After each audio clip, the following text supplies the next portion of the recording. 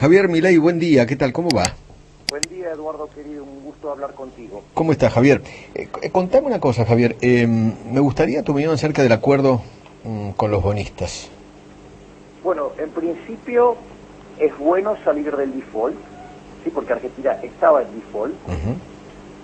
y, digamos, eso implica que la tasa de interés en el país va a bajar porque va a haber menos riesgo país. Esa es una buena noticia. Ahora, después, la verdad es que es un canto a la ineficiencia. ¿Por qué? Porque el gobierno arrancó ofreciendo 39, los acreedores querían entre 55 y 60, el ministro hizo un montón de propuestas, desperdició más de 8 meses Ujú. para terminar aportando lo que querían los acreedores. Ujú. Por lo tanto, o sea, pasamos un montón de tiempo de manera inútil. ¿Por qué? Porque, digamos, no aceleró la negociación, o sea, para terminar haciendo lo que los acreedores querían. Y la realidad es que esto, digamos, marca una condición necesaria para empezar a salir, pero no es condición suficiente. Y además, cuando vos escuchás las palabras de Guzmán en lo que fue una pésima conferencia de prensa, La de ayer. exactamente, vos tenés la sensación que más que Guzmán se debería llamar Nerón. ¿Por qué? ¿Por qué? Y porque cuando vos digamos, siempre hay que tratar de ir atrás de lo que está en el pensamiento y en la lógica. Entonces, fíjate que él dice, bueno, esto va a ser bueno para los argentinos porque vamos a pagar menos de intereses y ahora entonces vamos a poder gastar más. El problema de Argentina es que gasta más hace muchísimo tiempo. En los últimos 119 años, Argentina tuvo déficit durante 109. Ujú. Por eso somos el máximo defaultador de la historia moderna, por eso tenemos una historia inflacionaria desastrosa, a pesar de que tenemos la presión fiscal más alta del mundo. Ujú. Entonces el ministro cree que de esto se sale con más gasto público. Y eso es perfectamente coherente con lo que dice la señora Cecilia Todesca, con lo que dice Culpa. Es decir, son un conjunto de piromaníacos, creen que de esto se sale gastando más, y eso es falso. La maestra de todos ellos se llama Marco del Pont, imagínate. Bueno, sí, ¿qué querés que te diga? La señora que, digamos, habla de especificar, ¿no? Claro, claro. Y vos sabés que yo le hice una propuesta públicamente que si ella, digamos, porque ella había sido presidente del Banco Central y había propuesto lo mismo, yo públicamente le ofrecí que como ella, digamos, hablaba de especificarse y todo, yo le ofrecí comprarle su casa en pesos a 30 años con las tasas subsidiadas que ellos tanto promueven. ¿Y qué te dijo que no? No sé, nunca me contestó. Sí, claro, claro. Por eso sé. Tonta no es, tonta no es. Bueno, ¿Te puedo pedir un favor? con la de ella, con la nuestra parece No, que ella claro. quiere que seamos tontos. Claro. ¿Te puedo pedir un favor? Mira, tengo 2 minutos de noticias. ¿Me bancás? Por supuesto. Dale, seguimos charlando. Me decías. Bueno, que en realidad el acuerdo es condición necesaria para salir, pero no es condición suficiente. Ujú. De hecho, el propio ministro Guzmán miente, pero miente descaradamente, cuando dice Argentina está en un sendero sustentable. Eso es falso. Que vos estés en un sendero sustentable quiere decir que vos estás en condiciones de repagar la deuda. Ujú. Vos, para pagar la deuda, se necesitan dos cosas esencialmente: Ujú. superávit primario y crecimiento económico. Esos son los dos ingredientes fundamentales. El superávit primario en Argentina es negativo en 8 puntos del PBI. Es decir, y eso estoy tomando el escenario optimista, por decirlo de alguna manera, a la luz del aumento del gasto público como consecuencia de la crisis sanitaria, digamos, y la caída en el nivel de actividad. Entonces, la pregunta es, ¿dónde está la propuesta para hacer un ajuste de 10 o 12 puntos del PBI para pagar, para que esto sea sustentable? Es decir, esto no es sustentable, es mentira. Pero parece que además el ministro tiene una doble moral. A mí me parece un inmoral, de hecho. Porque así como tiene una vara para medir bien al macrismo, ¿sí? Porque es correcto cuando dice que en abril del 2018 Argentina técnicamente entra en default porque justamente se queda sin financiamiento voluntario en los mercados y tiene que ir a pedirle el dinero al Fondo Monetario Internacional. También es cierto que cuando él dice que el kirchnerismo dejó la situación en un sendero sustentable, es falso. ¿Por qué? Porque el kirchnerismo dejó déficit primario por 5 puntos del PBI, al margen de el desequilibrio monstruoso en tarifas, el desequilibrio monstruoso en el mercado monetario, el desequilibrio monstruoso en el sector externo y el cepo. Entonces, no puede decir que Argentina ya está en un sendero sustentable. Lo voy a poner en estos términos. Vos sos sustentable si podés pagar la deuda. Aun cuando pagáramos cero, Eduardo, no estamos en un sendero sustentable, porque con el nivel monstruoso de déficit fiscal que tenemos, que solamente lo financian con emisión monetaria, porque ya no nos presta nadie, porque digamos ya es imposible subir más los impuestos, y entonces no te queda otra que financiarlo con emisión monetaria.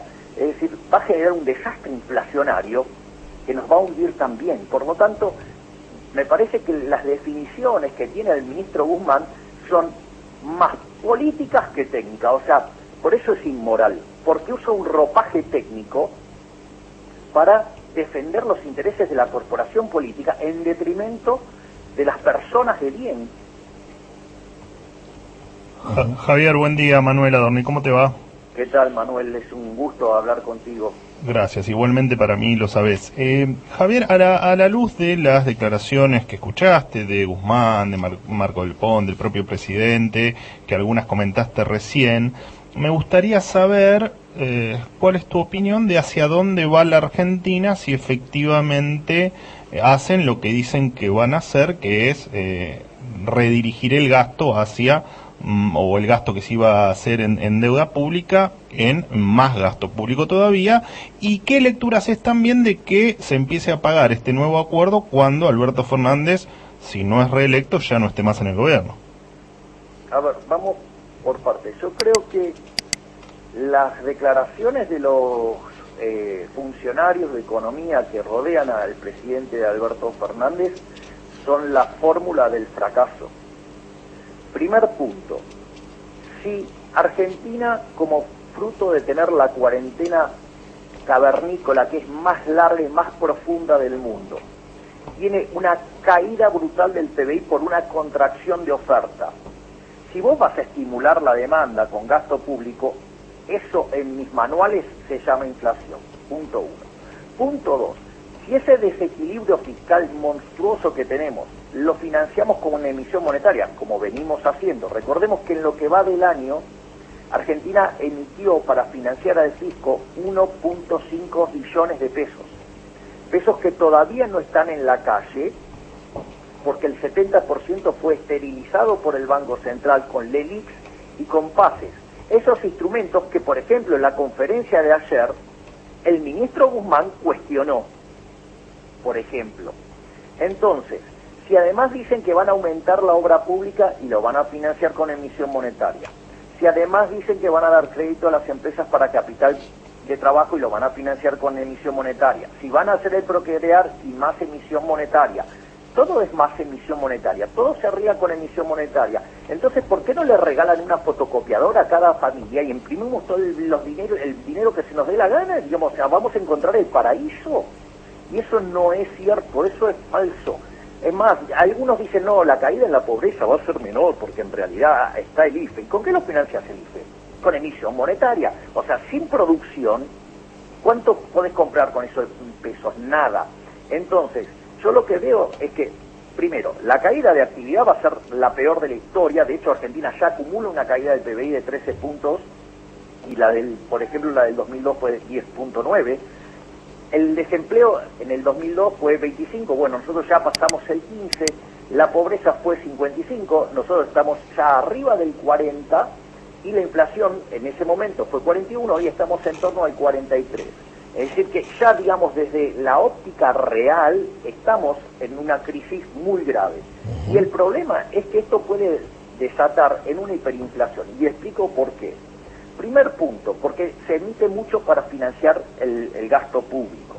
Es más, la posición del ELIX y PASES es equivalente a otra base monetaria. Por lo tanto, en una situación de pánico, en 28 días duplicás la cantidad de dinero. O sea, lo cual, digamos, eso se vuelve tarde o temprano una hiper. No solo eso, quieren financiar la obra pública, el capital de trabajo, más planes sociales, todo es emisión monetaria.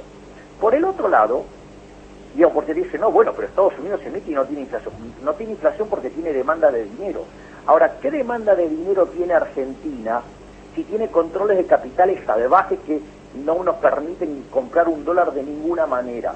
A ver, y encima, como si todo fuera poco, porque tenemos esos, aún teniendo esos controles de capitales salvajes, Argentina en lo que va del año tuvo un superávit comercial de 8.000 millones de dólares y el Banco Central perdió 1.500 millones de dólares. O sea que en el medio se fueron 9.500 millones de dólares, aún habiendo un cepo monstruoso.